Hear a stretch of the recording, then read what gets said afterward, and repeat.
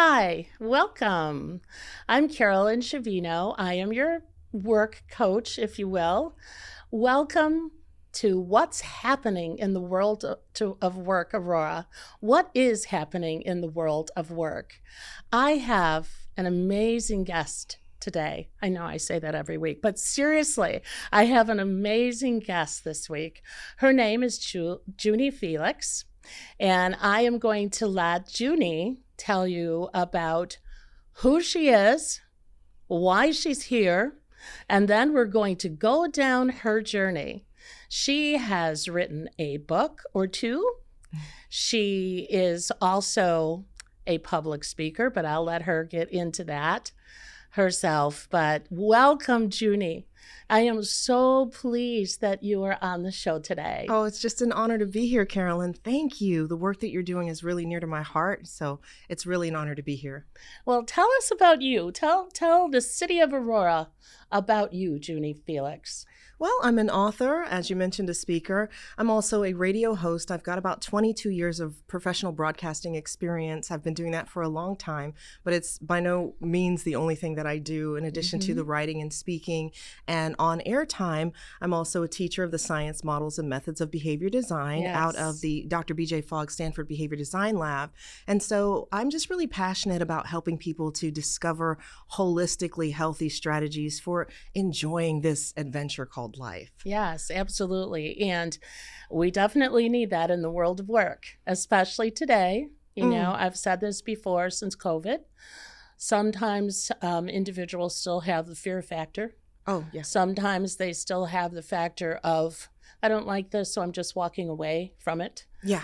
So there are many different factors that I know you're going to help us uncover today. Oh, I appreciate that so much. But Fear take factors that I still deal with. So Well, it's just great to be here with someone like you. You have so much experience in this area. Oh, well, you know, I'm old, so a lot of experience, absolutely, but I'm joyfully old, that's for sure.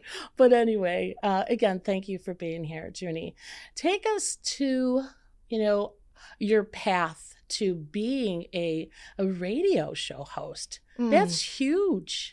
Take us, how did that even enter your mind? Is it something like you were young and you thought, I just want to be on the radio? Well, to this day, when I hear that, and that's a common thing that people say, oh, that's huge, especially when you're working major market like Chicago. Yeah. I've heard that for my entire career, but it's never really felt that way to me. Okay. And I think it just all comes down to mindset. Yeah. When I started working when I was 14 years old. I'm the second oldest of 7, so I've always needed to have a job. And my mom was very sick, so from my teen years, I was working to earn money to help take care of my family. Oh, So started working at age 14.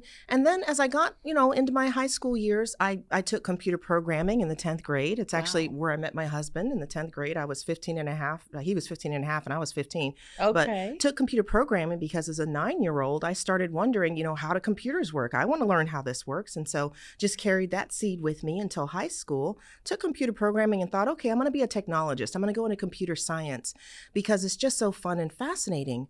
But then after graduation into my college years, I started thinking, you know what? I just want to travel the world. Oh, wow. I want to travel Absolutely. the world. I want to be majorly rich and travel the world and just pray in all the world's most beautiful places because I'm a woman of faith. I'm a person of faith. And I just really wanted to do that. And I thought, well, how can I do that? I need to make lots of money. Yeah. So I went into banking. And so I was in I was in customer service at a major bank in the South, and then they just kept promoting me over and over again as a young woman. And then one day I realized, I think it was about 3.5 years in, I realized I don't really like this. I don't enjoy this work. And I looked around and I saw a lot of my seniors, my colleagues that were seniors, and they didn't seem very happy. And I thought, I don't think I want to do this anymore. Absolutely not. So I am in my early 20s. I'm driving into work and I'm listening to a radio station I'd never heard before. It was a Christian radio station. I didn't even know Christian radio was a thing, but one of my mentors introduced me to it. And I started listening. I heard this morning show and they were just having a great time. Okay. And I just said, that sounds like fun. And then as a person of faith, I felt like God was telling me, well, why don't you? So I went on my lunch break and I applied for the job, and 6 months later I was on the air. How did you find the job? I just I just started researching. Okay. Just researching, it wasn't as easy as it is now. Google knows all, all the search engine things. Absolutely. I just started, researching and calling local stations, and I just thought, this could be fun. I could do that, and next thing I know, I'm doing it. Was that here in Chicago? No, this was in Birmingham, Alabama. The station was WDJC. Okay. And I'll never forget. I went on a lunch break. I applied, and I just cast the net, Right. into an industry that I was interested in, thought would be fun, and that's what started my radio career. And how did you interview for that? Oh, Not having experience. It was pretty comprehensive. There was a 4-hour test, broadcasting test that I had to take, and it was very competitive. And I just studied. I did the work and passed with flying colors, and began to work in radio and broadcasting and having fun on the air and growing the career from there. That's great. And What I've brought continued you to enjoy Chicago? it. I was working at an organization. It's called Transworld Radio in North Carolina. Okay. And I was working on a dramatic series for women of encouragement and faith for women in 61 different countries. I was writing it, directing it, helping to produce it. Wow. It was a major project that I was working on in North Carolina, and a colleague friend here in Chicagoland say, we're looking for someone for mornings in Chicago. Are you interested? And I was like, nope, not at all. But I will definitely be praying for you all, and I know that. Matter of fact. Exactly. Nope, not at all. Nope, not at all. But the more I thought about it and prayed about it and communicated with others in my, in the radio community, the more I knew that it was meant to be, and that I would come to Chicago and do morning radio, and I continue to enjoy it. I continue to enjoy doing broadcasting and radio, but I'm a lifetime learner, and I'm an adventurer. So I do like to explore new areas, not just in the entertainment industry or broadcasting, but I just like to honor my design, of course, by exploring different paths and seeing what's possible, because anything is possible. There's limitless pathways when you have the right mindset. Oh, absolutely. What advice would you give someone who is thinking about going into broadcasting? I know Chicago has an amazing school. Yes. Mm-hmm. Columbia University. It's amazing for broadcasting, acting, television, all of that. So what advice would you give? I think that ties right into, we actually chose a topic for today, Carolyn and I did, where you're investing in yourself. Right. So you can bring your best self to every interview and every workplace. That was what we were focusing on as we were moving toward this conversation. The advice that I have to share with you is do that work. Invest in yourself. Part of what you've heard in my story getting into broadcasting is that you have to have a mindset that it's possible. Right. That there's a reason that the passion is there. There's a reason that there's a spark there. There's a reason for that, as we say in the science of behavior design, feeling of shine. So what I hear you saying then is follow what your inner self is saying to you.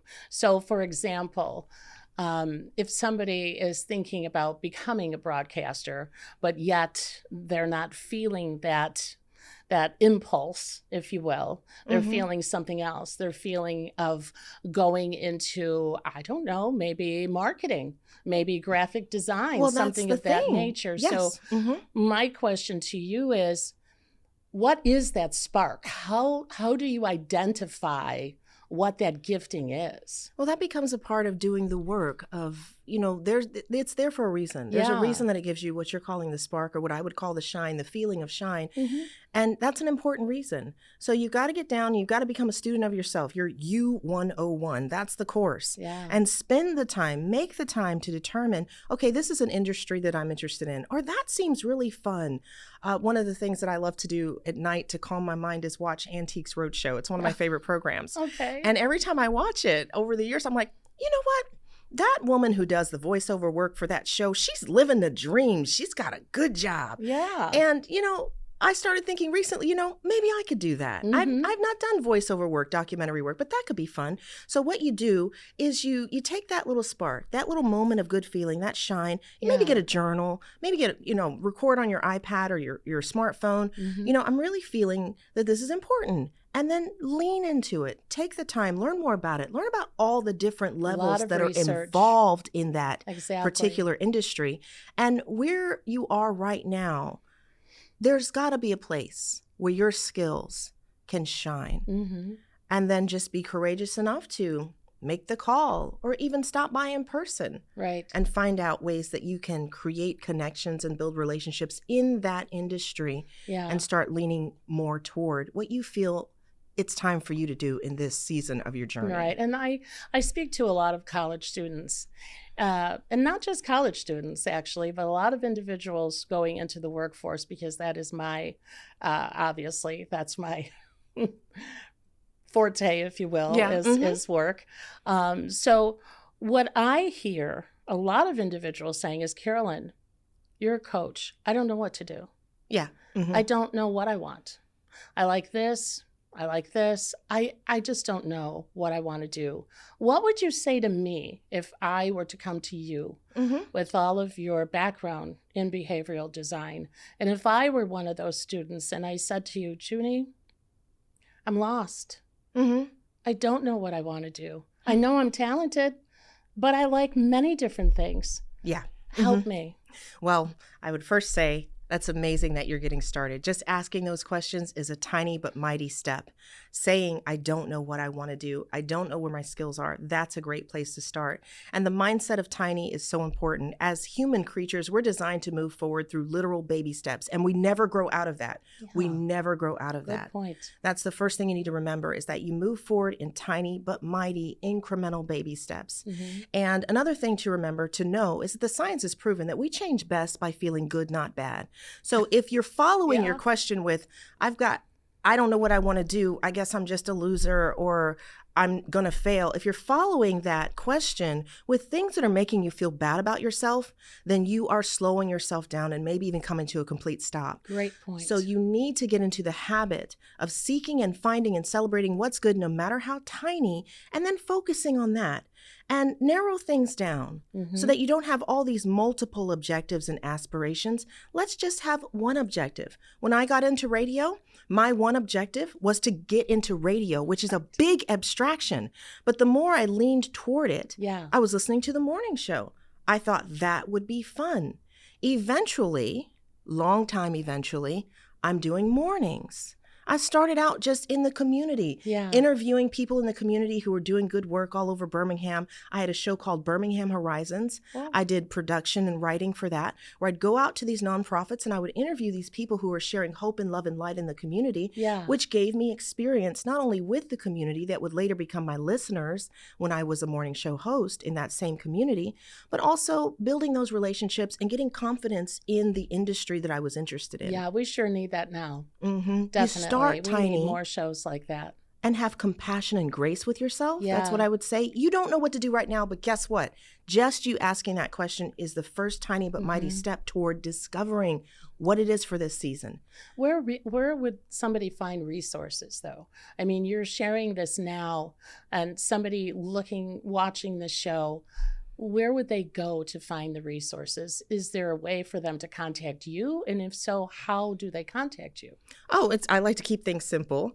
That's one of our maxims, is simplicity changes behavior. Wonderful. So JunieFelix.com is where you can contact me and reach out, and I'll be glad to offer any encouragement and support I can, especially for someone who's interested in broadcasting or maybe in becoming an author. I am a traditionally published author, and that is a whole different experience than being an independent indie author. What's the difference? I'm not familiar with that. Well, when you self-publish, there's a lot of investment that you make. There's a financial investment, there's a time investment, and you're kind of on your own with self-publishing. There's a self-publishing community.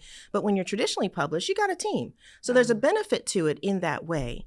But I think the major difference that I've discovered is that if you're a person like me that needs the accountability, having a team is great, but there's also a system for getting traditionally published. Sometimes you need an agent, and sometimes you just need a lot of help to make sure you've got a strong query letter and you can make a good pitch. There's a lot that goes on, but when you have a traditional publishing house, they help you with the whole experience. When you're doing it all yourself, of course, the research is online. As you've said in episode 1 and 2, Right. Google it, Google Absolutely. or Google's go my duck friend. go. Yes. Yeah. There's so many ways that you can get this information. Now, way back in the day, I would research at libraries. Yeah. Yeah.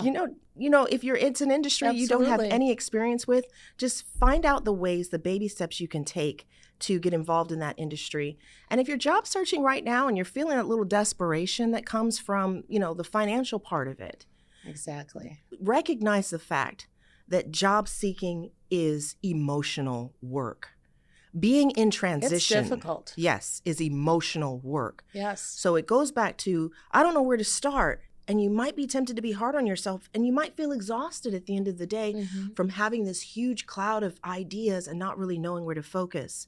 But when you just focus on that one tiny objective Mm-hmm. that helps you move one tiny step forward, and then celebrate that. Way Right. to go. Be good to yourself. There's enough bullies in the world. Just take the next Yes, tiny there step. are. Mhm. Absolutely. And your book actually talks about tiny steps. Oh, yes. It definitely does. And your book Mhm. is amazing. Oh, well, Can thank you talk a little bit about your book and maybe, folks, where could we find the book? Thank you for my copies. Oh, you are such an And I encourager. have read it and it's amazing. It truly breaks down exactly what you're saying, Junie. It helps you understand, no matter what age you are, Yeah. that baby steps is the way to go. Mhm. Because that way you're not overwhelming yourself. Mhm. You're not looking at, oh my goodness, I tried all of these things and I've gotten nothing done. But your approach, your way is excellent because thank you're you. walking slowly Mhm. Yes, and benefiting from each step and learning along the way. it's true. So tell us about your wonderful book. Well, without the main focus being on the book, Mm-hmm. at the heart of it is that baby steps, those tiny habits that Right. move you successfully toward any objective or aspiration. I'm talking any objective or aspiration. You've got to break it down to its tiniest form and then take the next step, because that simplicity, making it easy, it's what's going to keep you motivated. We like to say it's how you generate success momentum. Right. When you can succeed in taking that tiny fact. Another way to think about it, and I also cover this a little bit in the book, is that reframe your life. Ooh. Life is an adventure. Yes. This is an adventure, a human adventure on planet Earth. Yes. And I'm also a video gamer. My whole family, as I said, my husband and I met in the 10th grade. We were both 15. We still play video games That's every good. single night. When people ask me what's the key to a happy marriage, I say video games, because no matter how bad your day has been, you can come home and save the multiverse together. You can win. That's So great. in this book, I talk about how Oh my goodness. reframe your life to be like a video game, like an RPG, a role-playing video game. Okay. So you're an important character. We can't win without you. Okay. Affirm that you are an important person. What you bring cannot be brought. Forgive my English, my grammar cannot be brought by anybody else. You bring something unique Mhm. everywhere you go, to every opportunity, to every possibility. So you bring your gifts, what you know of them, because they're going to grow. I love the conversation that you had, I think it was with Mr. Friend, Joel Friend, where he said, I don't know this. And the only reason Absolutely. I don't know this is because I haven't learned it yet. Yes. That is an amazing mindset. You don't know it because you haven't learned it yet. So you're going to level up, as we say in the gaming community. Yeah. And you do this by learning your gifts. Mm-hmm. That goes back to the U 101.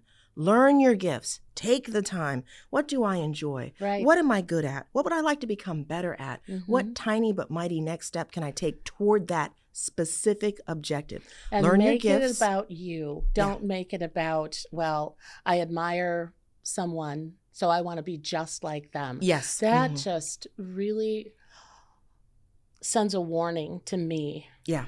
Mhm. You don't ever really want to be like somebody else. They No. may look like they have an amazing life. They may look like nothing is bothering them, but you never know what's going on behind the scenes. Exactly. So sometimes what you're wishing for or what seems to be amazing may not fit in your lifestyle, may not fit as to who you really want to be. It's so true. There's a popular show that's on Netflix right now where it's Meghan Markle, and she's cooking a lot. Okay. And I never would have looked at her and thought cooking, it's something that she enjoys. I feel like it's something that she's just now discovered she really enjoys, maybe. But she was an actress on a very popular program, and then she, married into royalty, and now she's helping people to appreciate the simple things in life, the simplicity of slowing down. So think about the things that maybe you haven't paid attention to, that you thought weren't as shiny and fancy or exciting, that you haven't paid any attention to, and spend some time with that. Do that work, learn your gifts. And then also the next thing is you got to trust your allies. You got to know who your allies are, who's on your team. We talked a little bit about that, the professional publishing journey, traditional publishing, where you have a team. Right. You have a team right now. There are people in your life that every time you spend time with them, you feel a little braver. You feel a little bolder. You feel like maybe anything is possible. I call it my tribe. There you go. Absolutely. Know who's in your tribe. Know who's on your Yes. team. And be willing to do this work, because it is work, but then also Yes, it keep in is. mind that you're in transition or you're job hunting, and there's an emotional work that's going with that.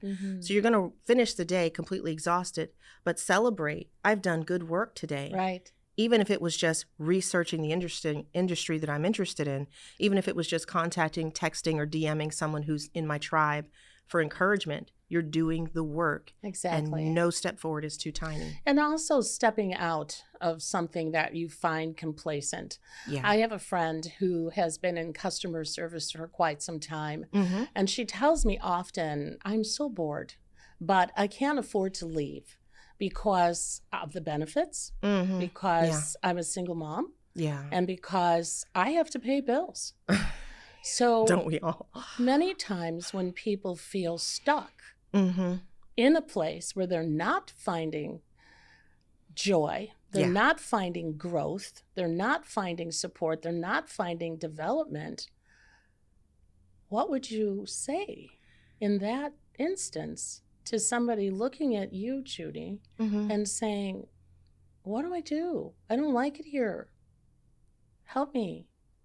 I think that a good first step is learning how to plant these tiny seeds of hope first thing. Mm-hmm. Yes, you have this situation, this scenario, this context, this environment that you're not finding much happiness or joy in. Right. You know you want things to change.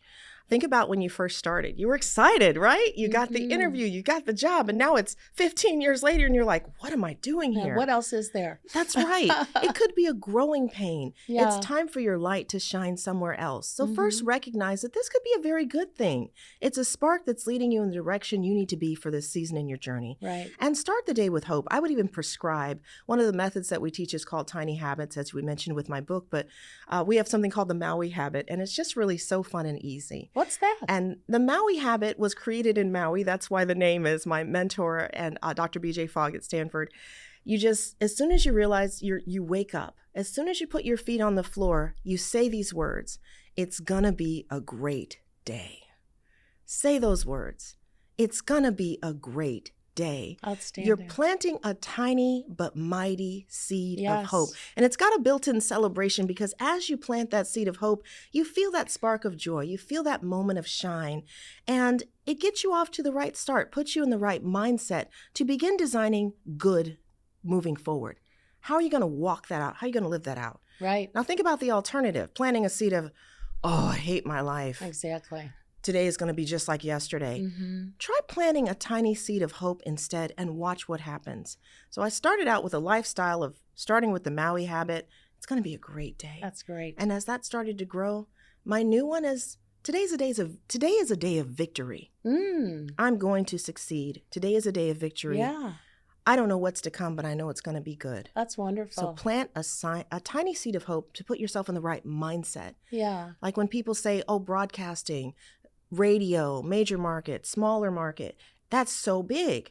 My mindset had been from the beginning, it's not so big. It is what it is. Right. And I'm going to do what I can, and I'm going to do my best every day. And my best is good enough, and so is yours. Yeah, that's beautiful. One of the things that I share with the folks that I coach is kind of like what you're saying, but not the words. I have them look in the mirror, and I know you've seen this many times, yes. but it's very powerful. I still do that every morning. Yeah. I look in the mirror and I look into these eyes and I say to myself, I love you. Yeah. You are here to really shine today. There you go. You are here to help somebody be happy. You are here to be the light to someone. And I say that every day, and I have shared that with folks that I coach. Some have said it's so powerful that they still continue doing that. Yes. And that's the thing. It's not just a theory. Right. It's not just the new word that's out is puffery. I don't know if you, no, I haven't heard that, but it's thank just you. a theory, but yeah. But you know, the way that you speak to yourself, there's Yeah. enough bullies in the world. Kindness is a superpower. That is one of my life mottos, is that life is an adventure. Yes. And kindness is a superpower, and you were made to shine. And the reason I have that memorized is because, yes, maybe I wasn't looking in the mirror as I have done sometimes, but I say those words because I want to be someone who's a part of what's good in this Indeed. world. And I figured that out when I was 12 years old. We were living in Germany, and somebody got the bright idea to take a busload of 12 and 13-year-olds to Dachau, one of the largest remaining death concentration camps. Yeah. We're walking the grounds. I'm 12 years old. I'm seeing the worst of humanity. Absolutely. And at 12 years old, I'm in the museum looking at the pictures of the survivors. And I remember saying out loud, I want to be a part of what's good in this world. Yes. If it is possible for human beings to accomplish such great evil and darkness, then it must be possible for us to be a part of what's good. Absolutely. And you are a part of what's good in this world. Yes. What you bring, the light you shine. So be kind to yourself, be compassionate with yourself, and be intentional. That's the main thing. Live life on purpose. Right. It truly is Speaking the main. kindness and light to yourself I on agree. purpose. And then, it'll illuminate to everyone around you. It can't help but to. I know that I have met individuals that have walked into a room that I'm in, and you can just feel their joy. You could just see it in their face, and not just in their face, and not so much in their body language, but their body movement. Yes. And it is so infectious. It's like, oh, I want to be with you. I enjoy being next to you. I enjoy being near you. And that's that energy, Yes. that positive energy that seeps through. Exactly. And I believe that as human creatures, we are made of love and light. Yes. And when you live out of the overflow, you don't have to try and manufacture it. Right. There's something new that's trending in the employment realm right now, and it's called forced joy. Talk about that. Oh my goodness. Now, this is something that's Wow, happening okay. right now. Right now, I'm talking 2025, where companies are thinking that there's ways to manufacture happiness and joy. Really? And so they're coaching their employees to write happy notes to customers because they want to create a Okay. feeling. Okay. And the science has proven that it's our emotions that create habits. It's not repetition. It's not a certain number of days. It's our emotions. And so companies are trying to manufacture happiness and joy by basically forcing employees to be happy, even when it's the opposite of what they might be feeling. And it's very toxic. It's very unhealthy. If you Google forced joy, you can read all about I it. will do that. But when I see things like that, I think, okay, this is something that's happening, but it's happening for a reason. And the reason it's happening is that more and more people need guidance on how they can design a lifestyle. It's just like working out. I call it a martial art, a spiritual martial art for holistic health, where you are caring for and caring about yourself in such a way that you overflow that love and light. So do the homework, figure Right. out what you're passionate about, what industries you're interested in, move toward those, but at the same time, pull it way back to yourself. Right. Why does this spark hope? Why does it spark joy? Journal it out, make note of it, and be intentional. Let's say you've got a job interview tomorrow morning. I want you to create what I call the joy playlist or the victory playlist. I love this. Turn it up loud the whole way to the job interview. Come on. I mean, mine's got some Rocky Ford soundtrack, you know, it's like, and just all the songs that give you that joy. Absolutely. So you arrive as your best self. Yes. You're feeling confident, you're feeling courageous. You're letting that overflow of happiness because you don't know if you're going to get the job, but you do know you're taking a step forward. Music is definitely invigorating. Mm-hmm. I think it's the most powerful tool, not just because I'm a musician, but Yeah. it is a powerful tool. Mm-hmm. I know before I am going to, I don't know, a powerful meeting with executives, and that could be daunting, even Yeah. though I've been in the business world for most of my career. it could be daunting. And it's the first thing I do is play music. There you go. But not just music, power music like you're talking about. Things like Eye of the Tiger. There you go. Okay. Maybe I shouldn't have mentioned, titles of songs, but that's one of my favorite. It truly is. You're marching to it. And back to what you were saying, companies trying to, press on with joy. Yeah. I think they have a good intention. They're just going about it the wrong way. The intentions are good. And that goes back to finding your tribe and knowing who's in your tribe. Yes. And three people is good. They say 3 to 5 people in your tribe, but I think 3 people, even 2 people, or just one person, that goes right back to that, because you want to make sure that you are overflowing. And you can't overflow if you haven't done the homework to know what brings you joy, what really makes you happy. No matter what situation you're in, there's always something to celebrate, no matter how tiny. I agree. You can be grateful about it, from the fact that you love the creamer that's in the break room, or the fact that someone in your office always has beautiful flowers on their desk. Look for something to celebrate. And really spend some time with it and celebrate the things about yourself that are good, that you're proud of. Yeah. And then you won't have to manufacture. You can just overflow. I love how your whole presence truly brings home the importance of celebrating who you are and working on your identity and working on what you could bring to the environment in which you're in, to your workplace, to your family, to your tribe. And also to take away from that as well, to learn from people, to learn from being outside and just feeling the sun and just looking up at the stars at night. Sometimes we forget the smallest things, Junie. We forget that we are part of something so beautiful. And if we tap into that, as well as tapping into ourselves, that even feeds more power. Yeah, it does. It's about being empowered and equipped by what's true. And you set up a scenario where you had a person saying, I don't know what to do. I don't know where to start. We're saying, once again, take it back to basics. Learn your gifts, learn your strengths, learn what brings you happiness and joy. Maybe you love being outside, walking through the woods. Hey, I'm sure there's a job somewhere for you in Parks and Recreation. Whether you're starting out on the maintenance team to begin with, you're on the team at a beautiful park, and you can learn more and grow as you go. It's like planting that tiny seed of joy and hope in the morning. It's going to be a great day. Today is a day of victory. And taking that with you. Yes, take that with you and know that it's going to lead you somewhere, and have a learner's mindset. Like in the video game community, you get experience points, XP. Okay. With every experience, you get XP, and that number just keeps growing and growing and growing. So if you could imagine a little like numeric counter above your head, like in a video game, it shows you your XP.